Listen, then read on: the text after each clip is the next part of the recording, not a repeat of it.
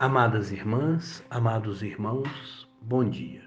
17 de fevereiro de 2022, quinta-feira da sexta semana do tempo comum. Peçamos ao Espírito Santo que venha sobre nós, que abra os nossos ouvidos e os nossos entendimentos, para que possamos ouvir, compreender e acolher a palavra de Deus, buscando vivenciar esta experiência de proximidade com Cristo. Iniciamos a nossa reflexão em nome do Pai, do Filho e do Espírito Santo. Amém. O Senhor esteja conosco, Ele está no meio de nós. Proclamação do Evangelho de Jesus Cristo segundo Marcos. Glória a vós, Senhor. Naquele tempo, partiu Jesus com seus discípulos para os povoados de Cesareia de Filipe. No caminho, perguntou aos discípulos: Quem dizem os homens que eu sou? Eles responderam: Alguns dizem que tu és João Batista, outros que és Elias, outros ainda que és um dos profetas. Então ele perguntou: E vós, quem dizeis que eu sou? Pedro respondeu: Tu és o Messias. Jesus proibiu-lhes severamente de falar a alguém a seu respeito. Em seguida, começou a ensiná-los, dizendo que o Filho do Homem devia sofrer muito, ser rejeitado pelos anciãos, pelos sumos sacerdotes e doutores da lei. Devia ser morto e ressuscitar depois de 3 dias. Ele dizia isso abertamente. Então, Pedro tomou Jesus à parte e começou a repreendê-lo. Jesus voltou-se, olhou para os discípulos e repreendeu a Pedro, dizendo: Vai para longe de mim, Satanás. Tu não pensas como Deus, e sim como os homens. Palavra da salvação, glória a vós, Senhor. Meus queridos, minhas queridas, ao longo desta semana, o Evangelho vem nos trazendo uma reflexão a respeito de como Jesus se manifesta e de como a nossa fé é construída e se desenvolve.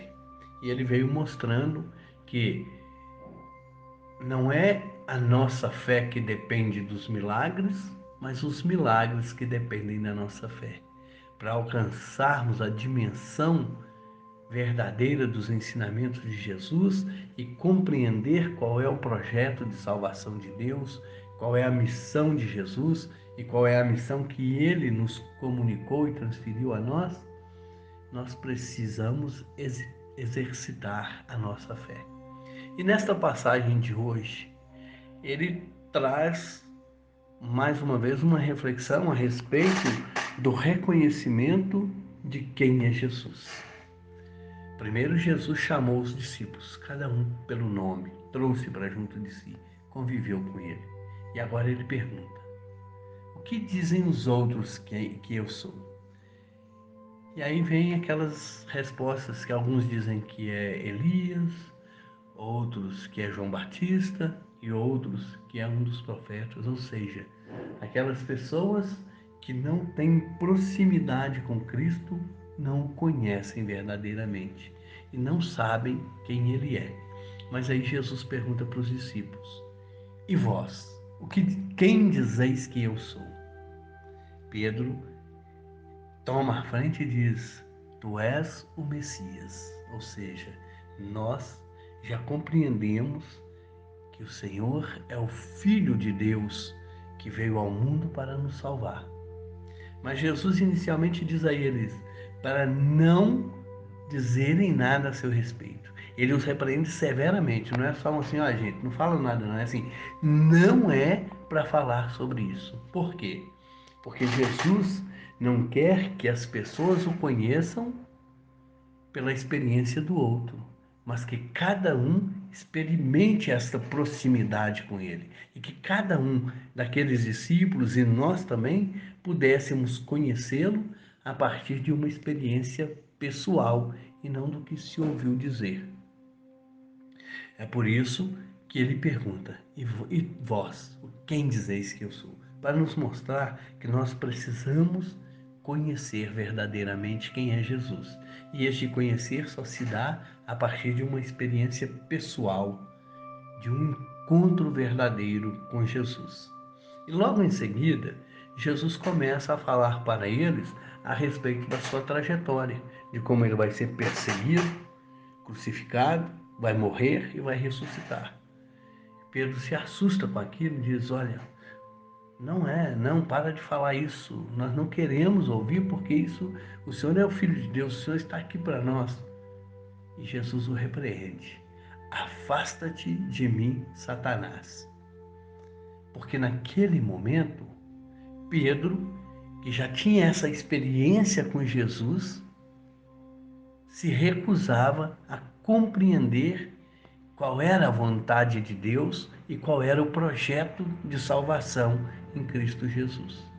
E quando nós nos recusamos a conhecer Jesus verdadeiramente, quando nós queremos que Jesus seja aquele que faz o milagre para resolver nossos problemas imediatos, quando nós ficamos implorando para Deus: resolve esse problema na minha vida, Senhor, e cobramos uma postura de Deus, nós estamos agindo dessa forma também, deixando que o inimigo toque em nosso coração no lugar de Deus, deixando que a nossa falta de fé sucumba, faça com que nós sucumbamos.